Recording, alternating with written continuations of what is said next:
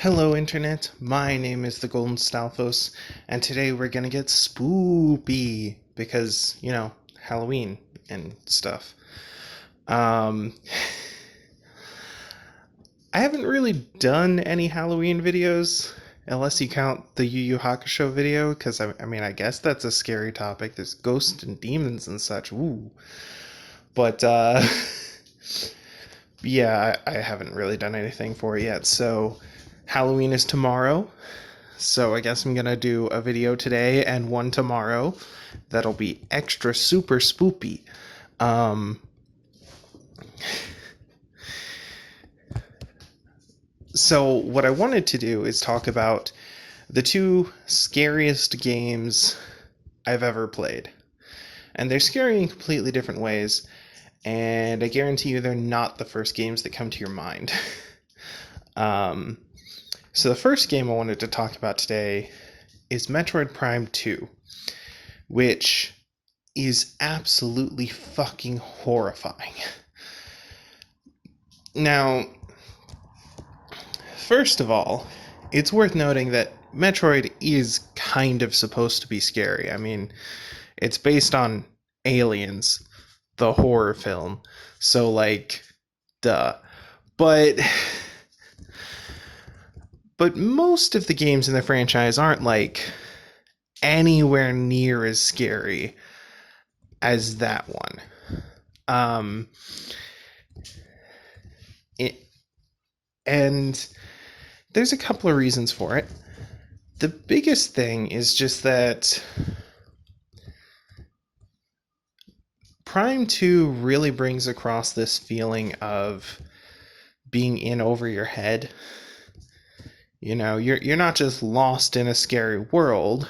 You've done that a few times as Samus. But this world is falling apart. It's covered in darkness and shadow monsters. All of the Federation soldiers are just fucking zombies. And I mean, sure, the Federation isn't good for much, but they usually don't, like, zombie attack you, you know? It's just creepy. And of course, the music is a huge part of that because, like, holy shit, the musical score in Prime 2. I mean, in all the Prime games, honestly, like, Metroid has some fantastic music, but the Prime games took it to a whole nother level. Like, Jesus.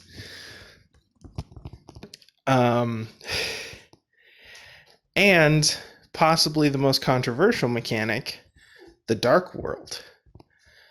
While you're in the Dark World, your health is constantly draining unless you stand in one of a handful of very small and time-sensitive safe spots.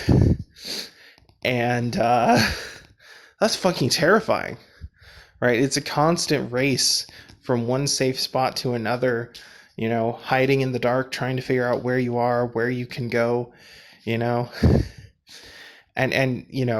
like, you're just terrified of dying and losing all of your progress because save points can be really far apart sometimes.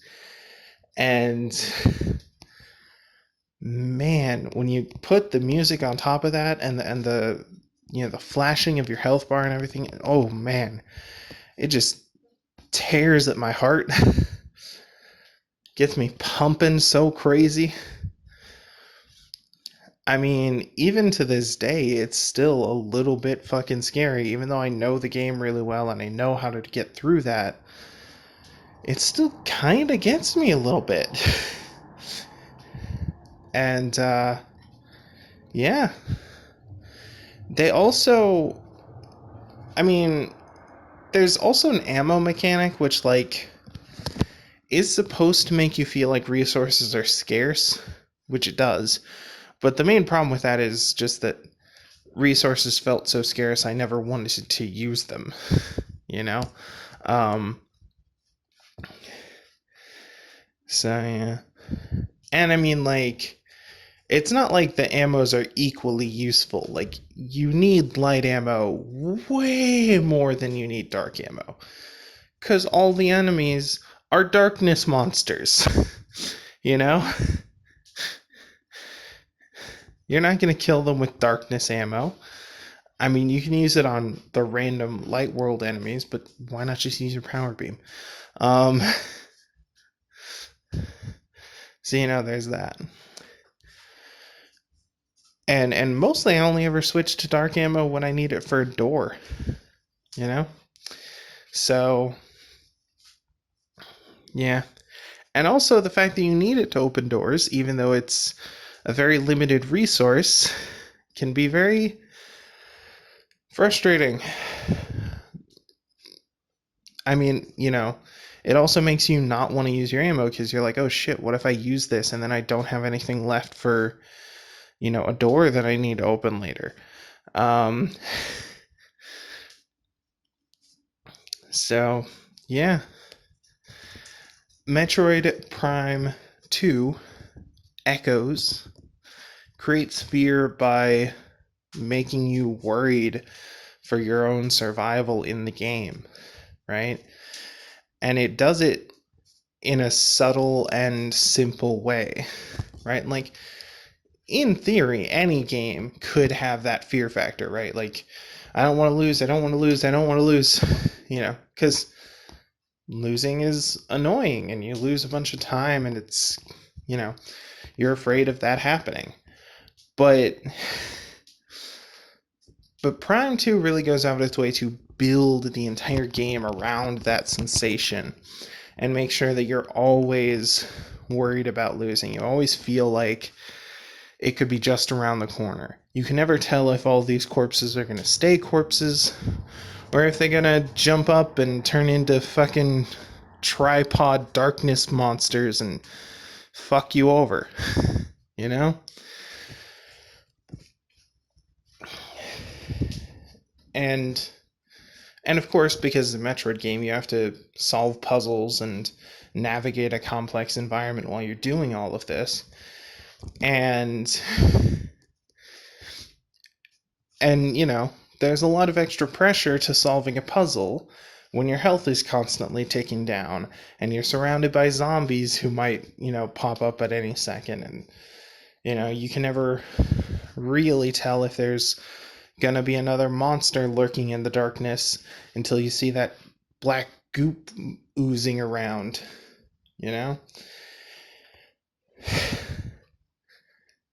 It's spoopy. Now, of course, this doesn't last throughout the entire game. There is a certain point where you get an upgrade that makes the darkness not damage you anymore. And, by that point, you also have an ass load of weaponry to eliminate all of the darkness beasts. But early on, man, it is scary. I remember the first time I played this game was actually on a demo disc with my copy of Prime 1. And I played through the full extent of that demo so many times. And it was always just nerve-wracking.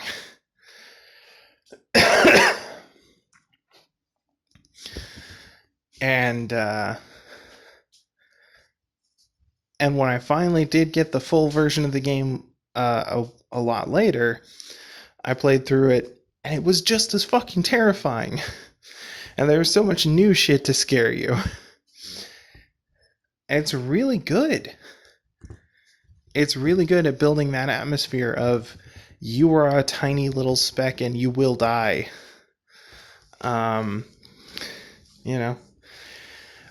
not in a way that feels pointless, right? Like, if you're playing a game like Limbo or whatever, and, you accidentally set off the guards and you die, right? You get this brutal animation of your character dying. That sucks. But then you just restart like 2 screens before that and keep going. And it doesn't matter.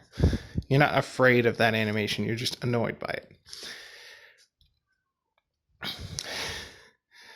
But in Metroid, when you die, first of all, it feels like you fucked up and you failed on like skill instead of just, oh, I didn't realize they were going to turn around, so I guess I have to wait for that. you know which is what a lot of horror games do. They just try to make it stealth, and you know, stealth isn't scary. All you have to do is be patient and learn the patterns. And you don't have to do anything while you're learning the patterns. You just stand there behind cover until you can move to the next bit of cover. As boring. But when there's monsters coming at you, actively coming at you, and you have to actively fight against them, then it's a skill challenge. Can you kill them before they kill you? And when you fail, you get sent back to your last save point, which, could be quite a while ago, depending on how far into the game you are. And you don't want that. And that fear pushes you to fight harder, to mash the fire button and jump more and and of course the slow kind of janky nature of the aiming and shooting mechanics in Prime helps that a lot, right? Like, no matter how frantic you get, you can only shoot at what you're locked onto if you want to be able to move around. And if you don't want to be able to move around, you can't change where you're aiming very quickly, which, I don't know, that aspect might be lessened in the Wii version since you have the aiming reticle from Prime 3, but at least on the GameCube version, and of course the game was built around that feature. It's not like having a janky aiming system made the game feel bad to play. It just made it so that, no matter how frantic you got, there was a limit to how fast you could go. And so you always felt like you were struggling uphill to get all of your shots in and kill the enemy. And, it was terrifying. It's really good. I highly recommend it. So yeah, that's one of the scariest games I've ever played. And tomorrow I'll do another video about a different scariest game I've ever played. And I bet you can't guess what it is, because no one remembers it. So yeah, thank you all for watching, and I'll see you in the next life. Laters. Okay, end card time. I'm supposed to tell you to like, comment, subscribe, all that stupid YouTube shit. There's a bell thingy, whatever. I have all the social media stuff: Facebook, Twitter, Twitch, YouTube.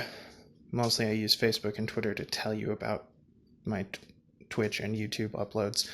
I've got a Patreon, but Patreon is one of those things where people who can afford to throw away money give money to people who can't. And so if you can't afford to throw away money, then you shouldn't be doing that.